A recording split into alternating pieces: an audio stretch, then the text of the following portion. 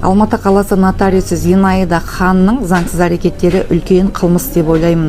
Себебі марқұм болған кісі менен Бабакованың арасындағы туыс қарым-қатынасты анықтамай, мұрагерлік істің ашылғанын бар екенін біліп тұрып, Бабакованың сенімді өкілінен арызды қабылдап, мұрагерлік істі ашып, сол ашылған істі скрин жасап Бабаковаға берген. Бабакова сол скринді Алматы қаласының Медеу ауданының сотына және Ақтөбе қаласының соттарында пайдаланған. Кейін мұрагерлік істі заңда ашқан нотариус Раисова куәгерлікті маған беріп, мүлік менің атыма өткен. Зинаида Хан өзінің заңсыздықтарын біліп тұрса да, 21 жылы ашылған істі 24 жылға дейін ашық қалдырған.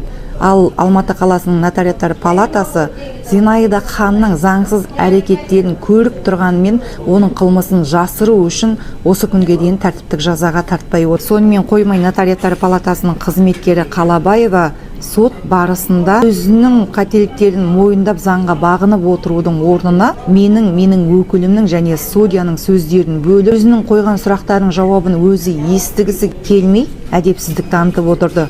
Судья да ескерту жасаған жоқ. Өзінің жалған өткізген тәртіптік комиссиясын 9 адам өткіздік деп ақталып отыр. Заңды өткізілген тәртіптік комиссияда қанша комиссия мүшесі болса, сонша адамның пікірі жеке-жеке, сонша адамның қолдары болу керек.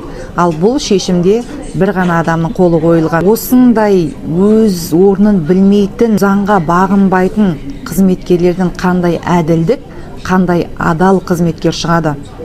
Ал Зинаида Хан заң алдында жауап беруі тиіс.